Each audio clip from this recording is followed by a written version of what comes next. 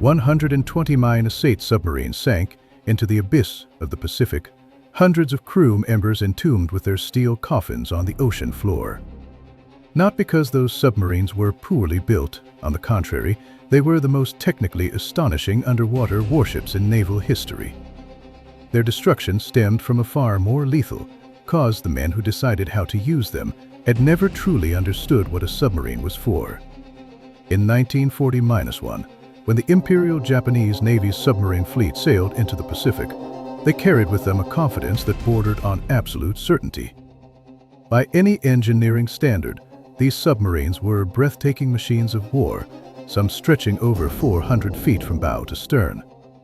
Several could carry aircraft inside watertight hangars, and their torpedoes were the most advanced in the world, powered by pure oxygen. These torpedoes left almost no wake, with ranges so extreme that allied engineers could scarcely believe their own measurements when they first examined captured samples. Japan had built a submarine force of extraordinary technical ambition, yet within just 4 years, they had lost nearly 3.25 of their strength. To understand how one of the most technically sophisticated fleets in naval history destroyed itself, you must go back 40 years before the first torpedo ever left a Japanese tube. You must go back to the Strait of Tsushima, where in May of 1905, the Imperial Japanese Navy achieved what many historians still call the most decisive naval victory of the 20th century. Admiral Togo Hieiharu's fleet met the Russian Baltic Squadron in the waters between Japan and Korea and annihilated it in the opening minutes. The Russian battleships went down in the opening minutes, and by the following morning, the Russian fleet had ceased to exist as a fighting force. 30-4 warships were sunk, captured, or interned, while Japanese losses were negligible, a crushing lopsided victory of fleet warfare. Battleship against battleship, gun against gun, deciding supremacy in open water, the doctrine of the decisive naval engagement had been proved by fire and steel. For the next 4 decades, the Japanese Navy would endlessly attempt to repeat this glory, building every major strategic plan on the same premise. The next war would also be decided by a decisive fleet engagement, with the American Pacific Fleet advancing westward, while Japanese submarines undercrafted awaited it along the way. Then the battleships would deliver the final blow in an overwhelming decisive battle, a strategy known as the Decisive Battle Doctrine. It sounded logical, even inevitable in the context of Tsushima, but it contained within it a catastrophic misunderstanding, a fundamental misjudgment of what a submarine's true advantage really was. An American naval officer named James Fife identified this error before the war and tried to correct it, but his warnings went unheeded in Tokyo. The works of American naval theorist Alfred Thayer Mahan had been devoured by the Japanese, yet Mahan himself had warned that submarines were instruments of strategic disruption designed to strangle enemy supply lines.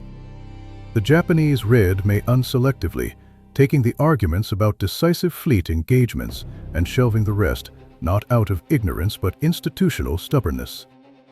The kind of stubbornness that calcifies within a military organization when a single brilliant, early victory becomes the eternal template for all future thinking. The exercises conducted at Japanese naval academies throughout the 1920s all revolved around the decisive battle model. The officers who rose through these exercises were promoted precisely for their ability to execute this model, and by the time war came, the men making critical decisions had built their entire careers on the assumption that Tsushima would be repeated. Questioning the doctrine meant questioning the system that had raised them, a kind of institutional courage rare in any military history, and one the Imperial Japanese Navy conspicuously lacked when it needed it most. Thus, when the Pacific War finally erupted in December of 1940-1, Japan's submarines were assigned their roles in the grand decisive battle plan, serving as scouts fanning out ahead of the fleet. They would take position on ambush lines, hunting the enemy one by one as the fleet approached, becoming the blade thrust at the throat of the American fleet. And what they would not do, what their doctrine explicitly opposed, was attack the cargo ships, oil tankers, and supply vessels that kept the Allied war machine running. In the early days of the war, Japanese submarines did achieve some remarkable successes, including Submarine, I-19 sinking the American aircraft carrier Wasp in September of 1940-2.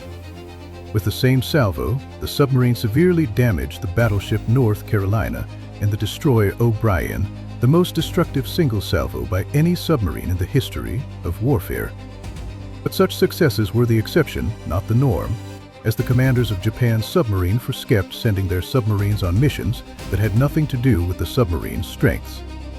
The consequences of this decision were staggering. By the end of the war, German U-boats had sunk 14.3 million tons of Allied shipping, while American submarines sank 5.2 million tons of Japanese merchant shipping. Japan's own submarines sank approximately 1 million tons of Allied merchant shipping throughout the entire war, just 180 for ships, a fraction of what their technology should have achieved.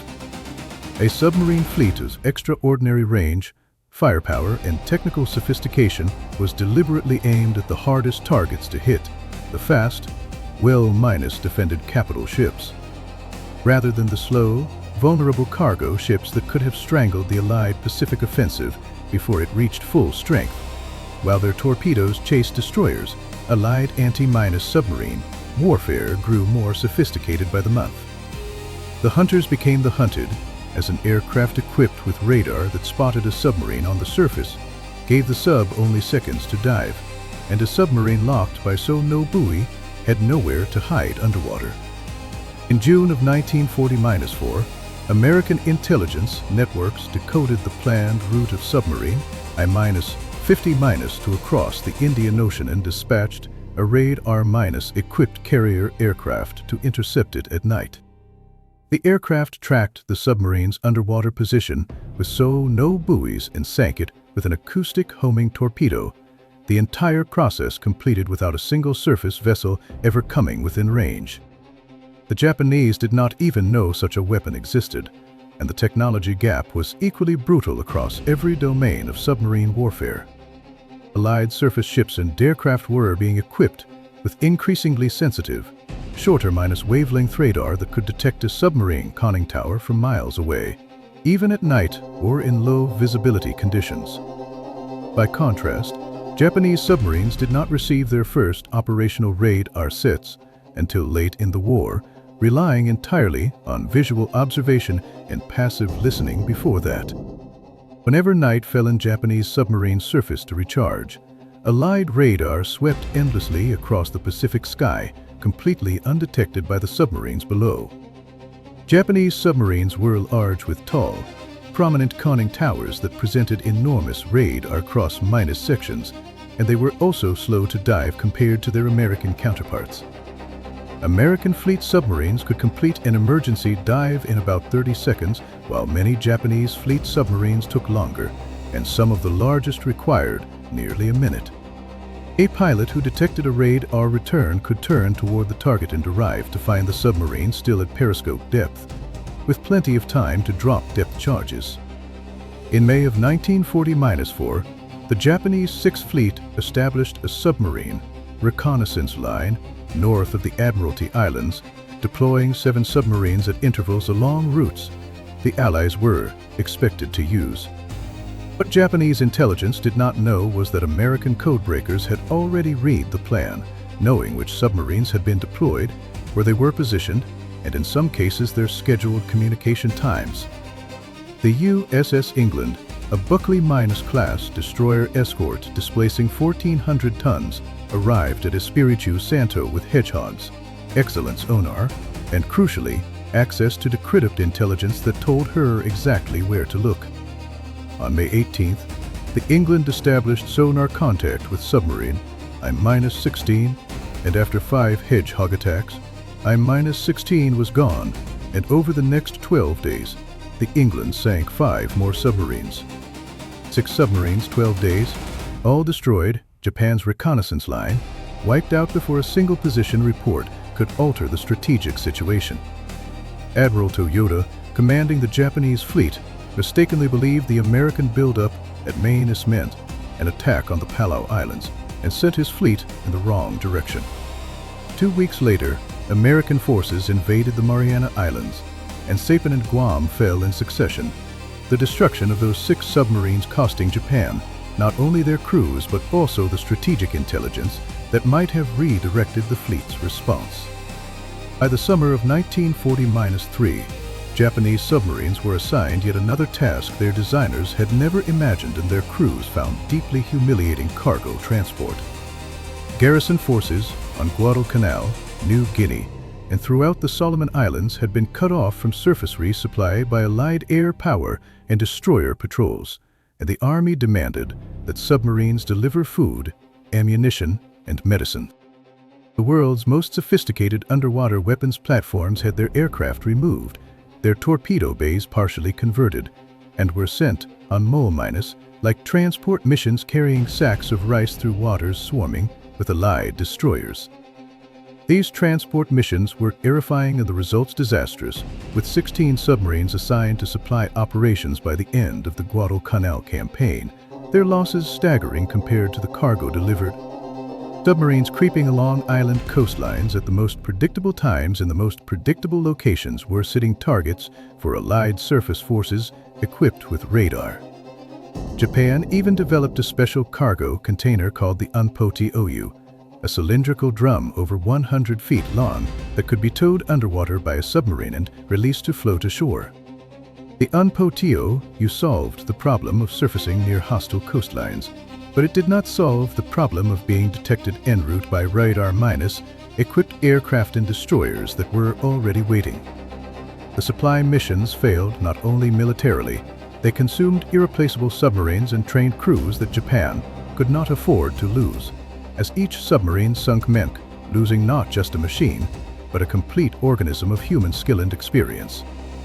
Japan lacked both the industrial base to replace these machines quickly and the training system to replace these men, while Germany could absorb 60 to 70% casualty rates among its U-boat crews because it had a large population base. The failure of doctrine and the weakness of technology fed each other in a vicious spiral, as submarines used against capital ships suffered the highest losses while achieving the lowest strategic returns. Because losses were accelerating, Japan's submarine force shrank faster than it could be rebuilt. And because it was shrinking, Japan resorted to desperate measures of 1940-, for it took the form of a weapon so extreme that its very nature was proof of how completely the strategic situation had collapsed. Kaiten, a word that in Japanese approximates heaven shaker, was a manned torpedo originating from the idea of 2 midget submarine pilots who concluded that the only way to restore the submarine force's combat effectiveness was to put a man inside a torpedo and guide it to the target. Their proposal was initially rejected as defeatism, but by 1940-, for it was adopted, and the weapon itself was a modified Type 90-3 torpedo with the standard warhead, replaced by a cockpit containing a canvas seat and over 3,000 pounds of explosives. The pilot entered through a hatch while the mother submarine was still submerged, sealed himself inside, and separated from the submarine on a compass bearing set by the navigator, with no arrangement for return. In later production models, the hatch was designed so it could not be opened from the inside, and Kaiten torpedoes were strapped to the exterior deck of modified fleet submarines, typically for 2-6 weapons per boat. The presence of Kaiten forced their carrier submarines to dive to shallower depths, because nearby depth charge attacks often disabled the Kaiten through shock damage or leaks into the pilot compartments. A weapon designed to save Japan's submarines was instead making them easier to kill, and the first Kaiten mission was launched on November 18, 1940-4. Submarines I-30-7 and I-40-7 transported their human torpedoes to waters near Ulithi et al. In the Caroline Islands, a massive Allied anchorage where Sub-Lieutenant Nishino launched from I-40-7 carrying the ashes of his co-inventor Kuroki. A massive shockwave tore through the fleet oiler Mrs. Sinue anchored in the lagoon, and it rolled over and sank with 60-3 crew members lost, the first confirmed Kaiten kill. The Japanese fleet staff celebrated, convinced they were witnessing a weapon that would change the course of the war, as reconnaissance aircraft reported oil slicks and concluded that 3 aircraft carriers and 2 battleships had been sunk. In reality, only 1 oiler had been destroyed, and for the remainder of the war, Japan conducted 10 War Major Kaiten operations, with American records confirming only 2 additional vessels sunk beyond the Mrs. Sin away. A small landing craft and the destroyer escort Underhill were the only other confirmed Kaiten kills, with 112 crew members of the Underhill perishing when it rammed a Kaiten heading toward it and the warhead detonated in its bow. Beyond these confirmed sinkings, the Kaiten program consumed the lives of over 100 pilots in combat and training accidents, and 8 mother submarines were sunk while on Kaiten missions. 8 fleet submarines, each with crews of 80 to 120 men, went down for 3 confirmed kills, as the brutal mathematics were inescapable, and the Japanese staff estimates of 40 to 50 enemy vessels sunk were revealed as fantasy. Yet Japan continued because by late 1940 for there were no alternatives left. The surface fleet had been annihilated in the Philippine Sea and late Gulf battles, and land-based air power was being consumed by kamikaze operations. Then came the I-400 class submarines, the largest submarines ever built, not surpassed until the nuclear age, each stretching over 400 feet in length and displacing over 60-500 tons. They featured watertight hangars that could carry 3 say on attack aircraft, with hangar doors sealed by rubber gaskets, and the aircraft were launched by compressed-air catapults on deck. These submarines were designed to cross the Pacific underwater, surface to launch aircraft for air strikes against American cities, then submerge and disappear, but the I-400 class never completed the mission it was designed for. The I-400 and I-401 work completed in 1940, -4 and 1940 -5 respectively, and a third boat, I-402, was completed but never deployed operationally. Their original mission was to attack the Panama Canal, but by the time they were ready, the strategic situation had deteriorated so badly that the Panama Canal raid was canceled. The I-400 class was then assigned to attack Ulithi atoll, the same anchorage where the Kaiten had achieved their only significant success, but the war ended before the mission could be carried out. When American forces captured the I-400 class submarines at the end of the war, they were astonished by their size and sophistication, as American intelligence had not known such vessels existed. The Japanese submarine first ended the war having lost 120 of its operational submarines, a staggering 70% of the fleet, with most of these losses occurring in the final 18 months of the conflict. The losses were not evenly distributed, as the fleet submarines that were sent against well-defended military targets suffered catastrophic attrition, while the few submarines assigned to commerce raiding achieved disproportionate results before being recalled to other duties. The American submarine campaign against Japan, by contrast, was devastatingly effective precisely because it focused on the target that Japan's own doctrine had dismissed: merchant shipping. American submarines sank 5.2 million tons of Japanese merchant shipping, effectively strangling the Japanese war economy and leaving Japanese industry without the oil, iron ore, rubber, and food it needed to continue fighting. The contrast could not have been more stark. One submarine force was used as its designers intended, and it won a campaign. The other was used against its designers' intent, and it was annihilated. The failure was not one of technology or courage, as Japanese submarines were among the finest in the world, and their crews fought with extraordinary bravery throughout the war. The failure was one of doctrine, of the institutional inability to see beyond a single model of naval warfare that had been rendered obsolete by the very technology the Japanese themselves had helped create.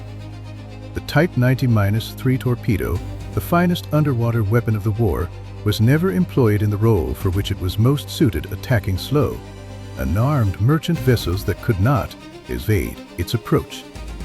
The submarine force that could have strangled the Allied supply lines across the Pacific was instead sent hunting the hardest targets in the ocean, and the men who could have won the war at sea were sent to die in missions that could not succeed.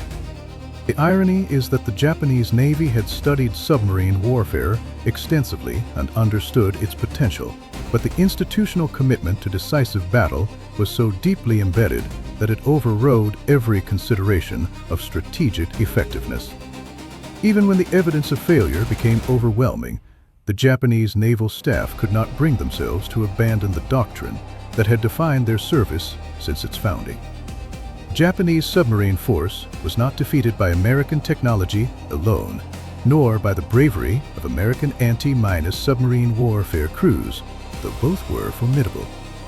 It was defeated by its own leadership's refusal to use it as the weapon it was, a refusal born not of stupidity but of the most dangerous kind of institutional certainty, the kind that cannot imagine being wrong. The 120 mine-sate submarines that sank into the Pacific were not just casualties of war. They were casualties of an idea, a concept of naval warfare that had become so rigid it could not bend to reality. The German Navy made the same mistake in the First World War, initially using its excellent U- boats against military targets before switching to unrestricted submarine warfare against merchant shipping, a switch that nearly won the war.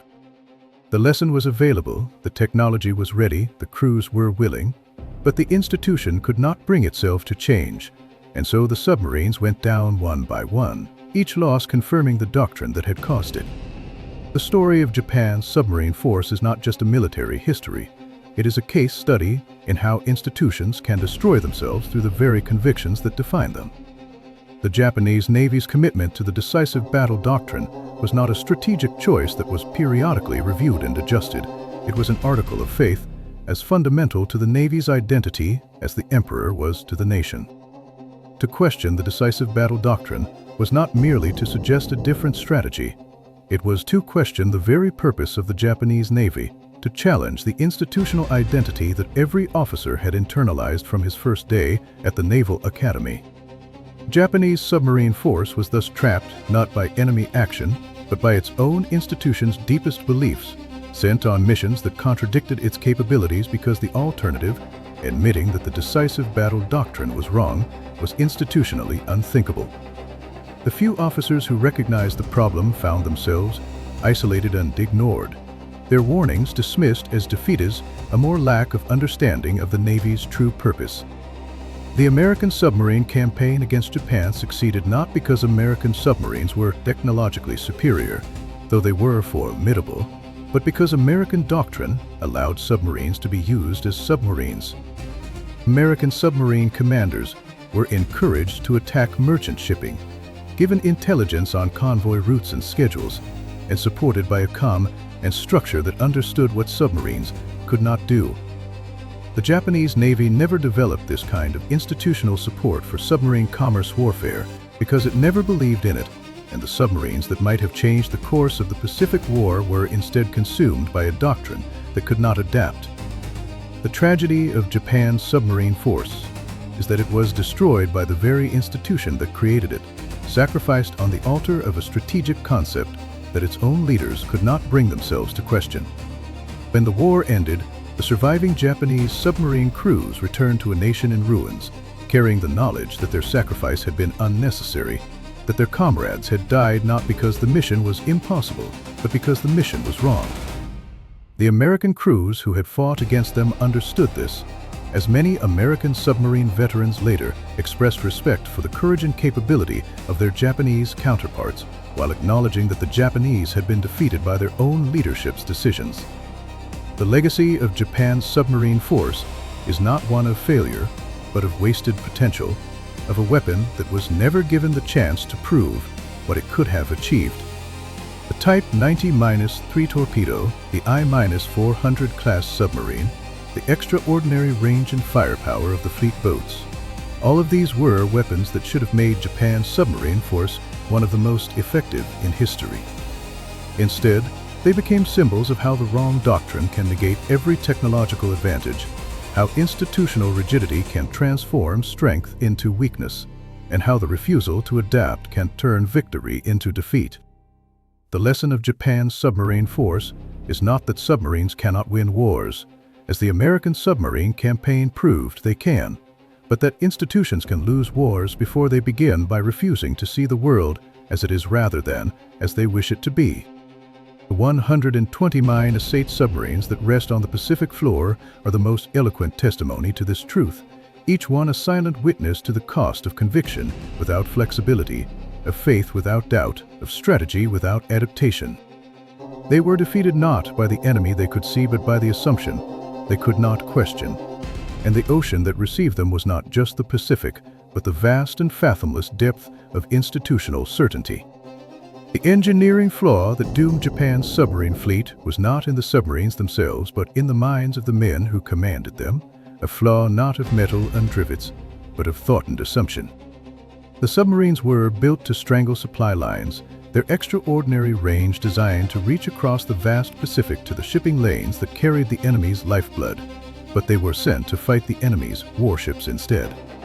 And so the greatest submarine fleet that never was, a force that should have rivaled the U-boat campaign in its impact on the war, became instead a cautionary tale about the dangers of institutional certainty and the price of strategic rigidity. The final accounting of Japan's submarine war is a record of devastating, systematic failure, as of the 170 for submarines built or commissioned during the war, 120 Asate were sunk, a casualty rate exceeding 70-3%. By August of 1940-5, Japan had fewer than 10 operational submarines remaining, a force so diminished it could not influence the war in any meaningful way.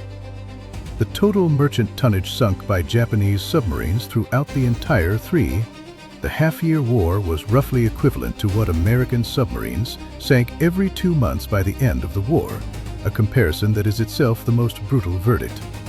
The engineers who designed Japan's submarines gave the Navy machines of genuine ambition at technical caliber, as the Type 90-5 torpedo was the finest submarine torpedo of the Second World War, far ahead of anything any other nation produced. The I-400 class submarine was a design triumph not surpassed until the nuclear age, and even the Kaiten torpedo, for all its horrifying nature, represented a kind of engineering creativity born of absolute desperation. The machines were not the problem, as the problem was the strategic doctrine forged at Tsushima in 1905 and never truly re-examined in the 40 years that followed. This doctrine declared that the decisive moment would be fleet versus fleet, that submarines were scouts and ambush weapons rather than commerce hunters, and that the way to win a naval war was to strike at enemy warships rather than strangle supply lines. The Americans understood from the very first day of the war that Japan's lifeline was its merchant fleet, and within hours of the attack on Pearl Harbor, Washington ordered unrestricted submarine warfare against Japan. The target was cargo, not carriers, and this strategy worked with a thoroughness that no fleet engagement could have matched, as by January of 1940-5, the American submarine campaign had effectively destroyed Japan's merchant fleet. Oil stopped flowing, factories reduced output, and aircraft engines sat idle on airfields across the home islands, while Japanese submarines never received the order to do the same to the Allied supply lines. They hunted the guns and ignored the throat, and because of this, they sealed their own fate before the war was half over, as the decision to target warships instead of merchant shipping was not just a strategic error, but a self-inflicted wound from which the submarine force never recovered. The lesson is not about courage or skill, as Japanese submarine crews were either cowardly nor incompetent, and many displayed extraordinary determination in increasingly impossible circumstances. They executed supply missions they knew were suicidal, launched Kaiten torpedoes they knew were desperate, and maintained patrol stations they knew had been penetrated by an enemy who was reading their orders in real time. The lesson is about the cost of never questioning the original assumption, as Tsushima taught Japan that naval wars were decided by one catastrophic engagement, and that assumption shaped every doctrine, every training curriculum, every exercise plan, and every strategic proposal that followed. When the Pacific War came, refused to follow the model. When it became a grinding war of attrition across vast distances, decided by merchant tonnage as much as by carrier aviation, the Japanese submarine force had no answer. It was built for a different war and forced to fight one it was never designed for, paying for the mismatch with thousands of lives and the wreck of one of the most technically impressive submarine fleets ever built. Those submarines rest in the cold depths of the Pacific, entombed with their crews in the darkness, sunk beneath an ocean they were destined to rule, a fleet that should have written a different chapter in the history of naval warfare. This is a history worth remembering, an epic of technology, dogma, and humanity intertwined, where the finest machines of war were destroyed not by enemy action, but by the unshakable convictions of the men who commanded them. The 120 Maine-Asate submarines that sank into the Pacific were not defeated by superior technology or greater courage. They were defeated by an idea that could not adapt, a doctrine that could not bend, and a leadership that could not imagine being wrong. Their story echoes across the decades as a warning that the most dangerous weapon in any arsenal is not the one that fires the shot, but the unexamined assumption that aims it, and that the greatest victory any enemy can achieve is to convince a force to defeat itself.